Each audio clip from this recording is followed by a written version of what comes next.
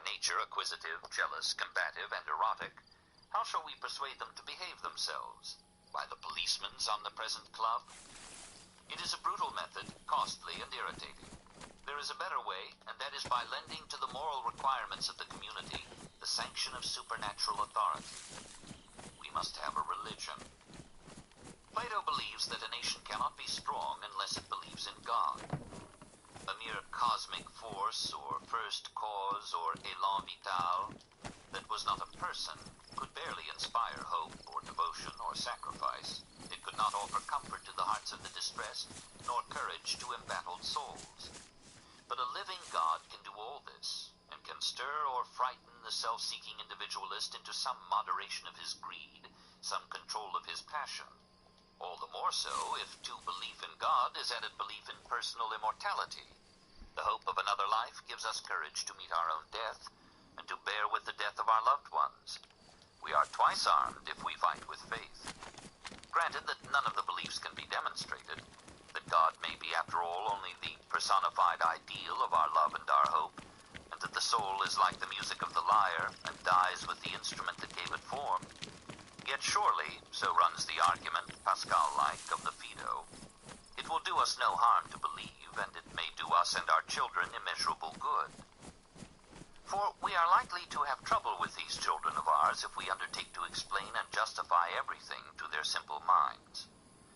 We shall have an especially hard time when they arrive at the age of 20, and face the first scrutiny and test of what they have learned in all their years of equal education. Then will come a ruthless weeding out, the great elimination, we might call it. That test will be no mere academic examination.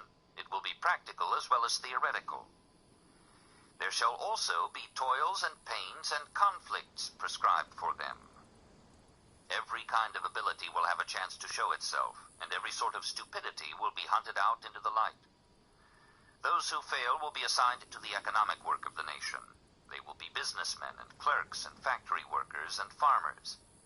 The test will be impartial and impersonal. Whether one is to be a farmer or a philosopher will be determined not by monopolized opportunity or nepotic favoritism. The selection will be more democratic than democracy.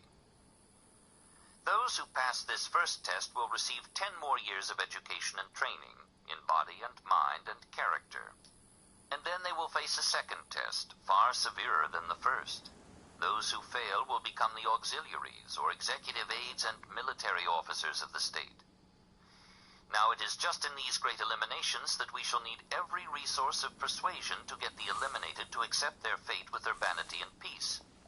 For what is to prevent that great unselected majority in the first test, and that lesser but more vigorous and capable second group of eliminees, from shouldering arms and smashing this utopia of ours into a moldering reminiscence?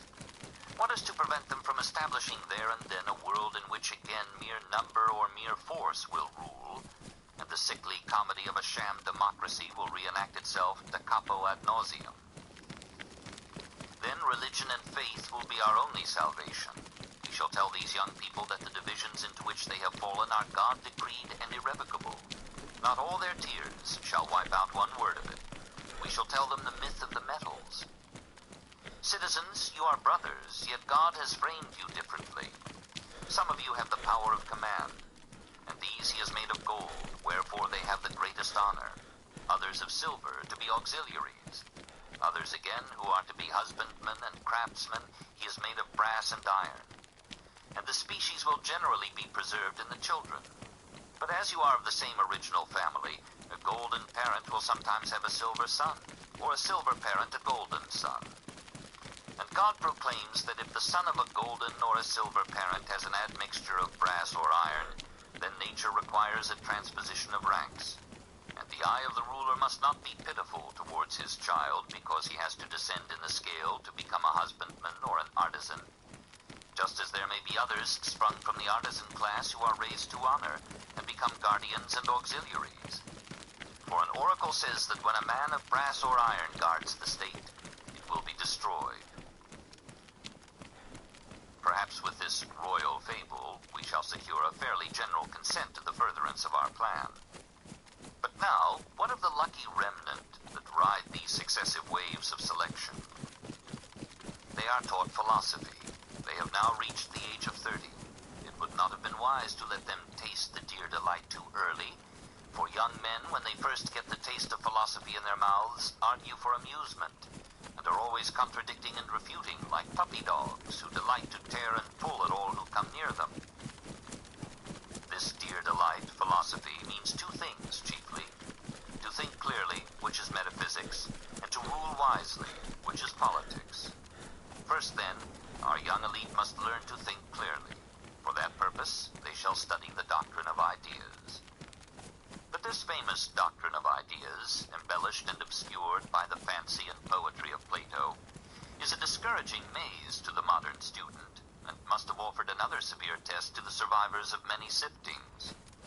The idea of a thing might be the general idea of the class to which it belongs. The idea of John, or Dick, or Harry is man. Or it might be the law or laws according to which the thing operates. The idea of John would be the reduction of all his behavior to natural laws. Or it might be the perfect purpose and ideal towards which the thing and its class may develop. The idea of John is the John of Utopia. Very probably the idea is all of these: idea, law, and ideal. Behind the surface phenomena and particulars which greet our senses are generalizations, regularities, and directions of development, unperceived by sensation but conceived by reason and thought. These ideas, laws, and ideals are more permanent, and therefore more real, than the sense-perceived particular things through which we conceive and deduce them. Man is more permanent than Tom, or Dick, or Harry. This circle is born with the movement of my pencil and dies under the attrition of my eraser, but the conception, circle, goes on forever. This tree stands and that tree falls, but the laws which determine what bodies shall fall, and when and how, were without beginning, are now, and ever shall be without end. There is, as the gentle Spinoza would say, a world of things perceived by sense, and a world of laws inferred by thought. We do not see the law of inverse squares, but it is there, and everywhere. It was before anything began, and will survive when all the world of things is a finished tale. Here is a bridge. The sense perceives concrete and iron to 100 million tons, but the mathematician sees with the mind's eye the daring and delicate adjustment of all this mass of material to the laws of mechanics and mathematics and engineering, those laws according to which all good bridges that are made must be made. If the mathematician be also a poet, he will see these laws upholding the bridge. If the laws were violated, the bridge would collapse into the stream beneath. The laws are the God that holds up the bridge in the hollow of his hand. Aristotle hints something of this when he says that by ideas, Plato meant what Pythagoras meant by number, when he taught that this is a world of numbers, meaning presumably that the world is ruled by mathematical constancies and regularities. Plutarch tells us that according to Plato, God always geometrizes, or as Spinoza puts the same thought, God and the universal laws of structure and operation are one and the same reality. To Plato, as to Bertrand Russell, mathematics is therefore the indispensable prelude to philosophy, and its highest form. Over the doors of his academy, Plato placed, dantesquely, these words: "Let no man ignorant of geometry enter here." Without these ideas, these generalizations, regularities, and ideals, the world would be to us as it must seem to the first opened eyes of the child, a mass of unclassified and unmeaning particulars of sensation. For meaning can be given to things only by classifying and generalizing them, by finding the laws of their beings and the purpose and goals of their activity. Or the world without ideas would be a heap of book titles fallen haphazard out of the catalog, as compared to the same titles arranged in order according to their classes, their sequences, and their purposes. It would be the shadows in a cave as compared with the sunlit realities without, which cast those fantastic and deceptive shadows within. Therefore, the essence of a higher education is the search for ideas, for generalizations, laws of sequence, and ideals of development. Behind things, we must discover their relation and meaning, their mode and law of operation, the function and ideal they serve or adumbrate. We must classify and coordinate our sense experience in terms of law and purpose. Only for lack of this does the mind of the imbecile differ from the mind of Caesar.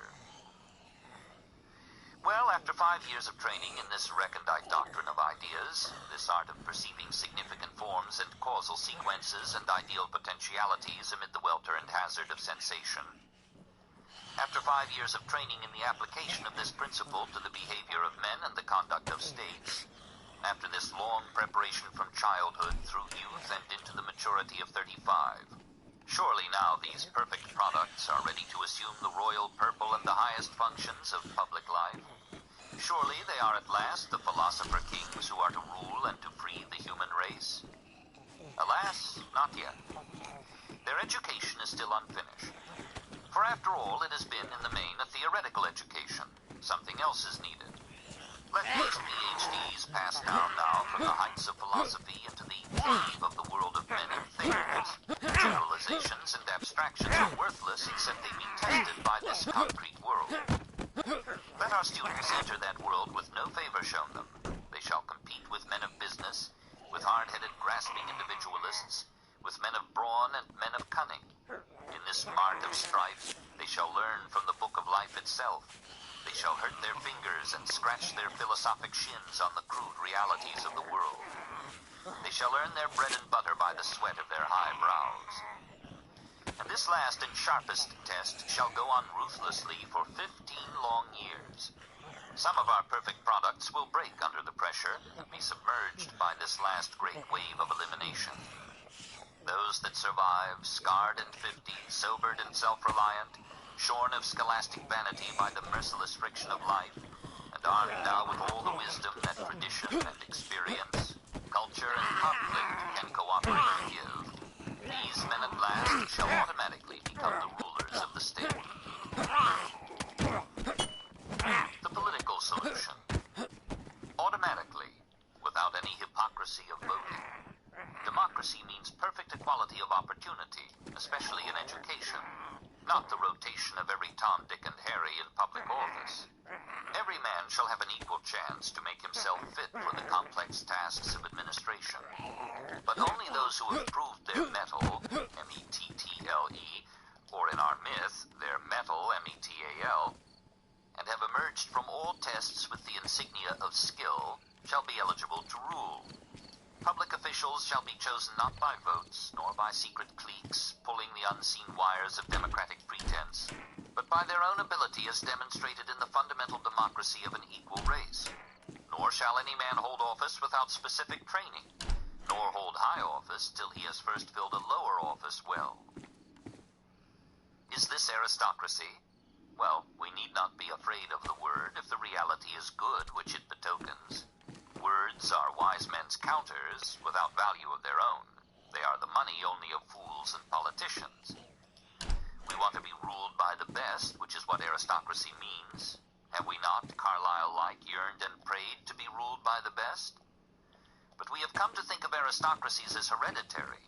Let it be carefully noted that this Platonic aristocracy is not of that kind. One would rather call it a democratic aristocracy. For the people, instead of blindly electing the lesser of two evils presented to them as candidates by nominating cliques, will here be themselves, every one of them, the candidates, and will receive an equal chance of educational election to public office. There is no caste here, no inheritance of position or privilege, no stoppage of talent impecuniously born. The son of a ruler begins on the same level and receives the same treatment and opportunity as the son of a bootblack. If the ruler's son is a dolt, he falls at the first shearing. If the bootblack son is a man of ability, the way is clear for him to become a guardian of the state. Career will be open to talent wherever it is born. This is a democracy of the schools, 100-fold more honest and more effective than a democracy of the polls. And so, setting aside every other business, the guardians will dedicate themselves wholly to the maintenance of freedom in the state, making this their craft and engaging in no work which does not bear upon this end. They shall be legislature, executive, and court in one. Even the laws shall not bind them to a dogma in the face of altered circumstance. The rule of the guardians shall be a flexible flexible intelligence unbound by precedent. But how can men of 50 have a flexible intelligence? Will they not be mentally plaster-casted by routine? Adamantus, echoing no doubt some hotly brotherly debate in Plato's home, objects that philosophers are dolts or rogues who would rule either foolishly or selfishly or both. The votaries of philosophy who carry on the study not only in youth with a view to education, but as the pursuit of their maturer years, these men for the most part grow into very strange beings, not to say utter scoundrels. And the result with those who may be considered the best of them is that they are made useless to the world by the very study which you extol. This is a fair enough description of some bespectacled modern philosophers, but Plato answers that he is guarded against this difficulty by giving his philosophers the training of life as well as the erudition of the schools, that they will in consequence be men of action rather than merely men of thought, men seasoned to high purposes and noble temper by long experience and trial. By philosophy, Plato means an active culture, wisdom that mixes with the concrete busyness of life.